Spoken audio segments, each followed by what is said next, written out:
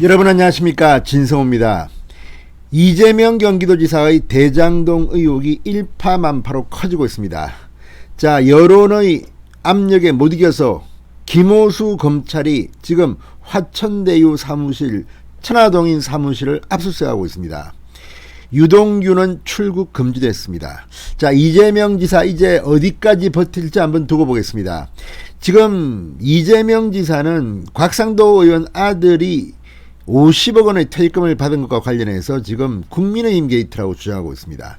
또 윤석열 검찰총장이 당시 몰랐냐면서 국민의힘의 경쟁자들도 윤석열을 비판하고 있습니다. 참 그렇습니다. 자, 그렇지만 본질은 분명합니다. 이재명 성남시장 시절 있었던 일입니다. 그리고 당시 성남도시개발공사 기획본부장 사장 직무대행 유동규가 설계했다는 것이 증언을 통해서 드러나고 있습니다. 그리고 당시 성남시청 2층 비서실의 정모 실장과의 소통도 지금 공개됐습니다. 자, 이제 이재명 수사받는 일만 남았습니다. 그런데 문제는 서울중앙지검 그동안 친정권 성향의 검사들이 보여왔던 태도를 생각하면 과연 맡기도 되겠나? 그래서 지금 특검 도입을 요구하고 있는 겁니다. 자, 이와 관련해서 검찰총장을 지낸 윤석열이 방금 전 이재명을 박살내는 입장문을 냈습니다. 직접 문재인 대통령도 겨냥했습니다. 자, 이제 판이 바뀌고 있습니다. 판이 요동치고 있습니다. 윤석열 전 총장 어제 MBC TV 토론에서도 상당히 변화한 모습을 보였습니다. 홍준표 후보가 윤석열에 대해서 뭐라 해도 이제는 웃음으로 넘깁니다. 홍준표, 유승민의 메뉴도 조금 고정화되는 것 같습니다.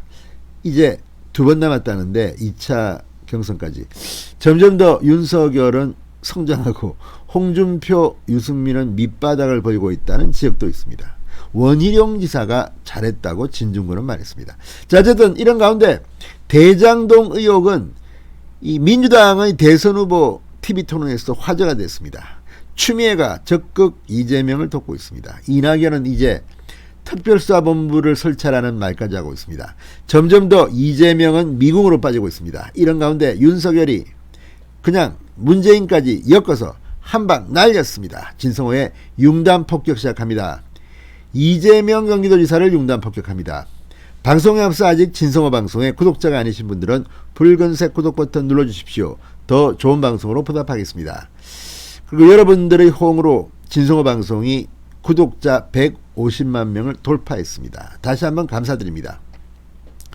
자, 윤석열 전 총장이 어젯밤 TV 토론에 이어서 방금 전 이재명의 특검 수용 요구를 이야기하는 입장문을 냈습니다. 자, 경기도 성남시 대장동 대장동 이름도 참 특이합니다. 개발을 둘러싼 의혹과 관련해서 이재명 지사의 특검 거부는 범죄 연루 자인이자 자가당착이라고 비판했습니다. 자, 이재명이 특검을 거부하는 것은 범죄 연루에 대한 것을 자인하는 것이다. 이게 윤석열의 입장입니다. 자, 윤석열 전 총장 방금 전 페이스북에 글을 올렸습니다. 이재명 지사는 대장동 개발을 설계했다고 자랑했고 최대 치적 사업이라고 선전도 했다. 실제 2주일 전쯤 이재명 지사는 직접 기자들 앞에서 내가 설계했다. 사실은 제가 설계한 거다. 뭐 이렇게 말했습니다. 유동규는 뭐 당시 뭐 무슨 임원이었다. 내가 했다. 그러면 감옥 가야 되는 거 아닙니까? 그런 생각이 안 듭니까? 윤석열 전 총장은 이 페이스북 글에서 그런데 비리 혐의 각종 문제점이 제기되자 국민의힘 게이트라고 역공을 펼치면서 정작 특검 주장은 거부하고 있다.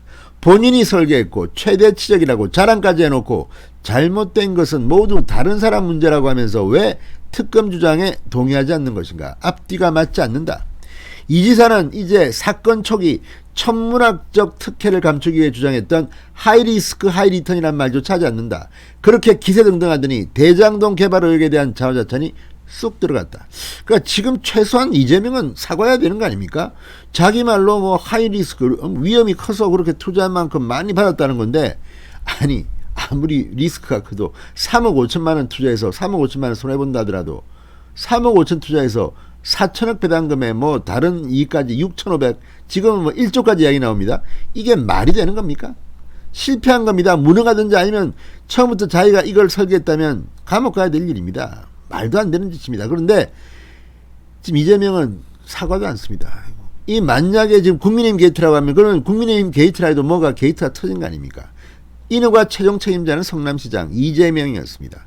그런데 지금 쑥 들어갔습니다. 윤석열 전 총장은 특검을 거부하는 민주당을 향해서도 혹시 드루킹 특검의 스라린 기억 때문인가 아니면 김경수 전 경남지사의 악몽 때문인가 국민의힘 게이트라면서 특검을 거부하는 건 무슨 아닌가. 문재인 대통령이 바보가 됐습니다. 자, 문재인 대통령 오른팔 왼팔로 이야기되던 김경수 전 경남도지사 드루킹 사건으로 감옥에 가버렸습니다. 문재인 대통령이 그래서 지금 특검 이런 거에 대해서 아무 생각이 없습니까? 문재인 대통령이 왜 침묵합니까? 윤석열이 김경수 이름을 통해서 문재인까지 바보로 만들었습니다.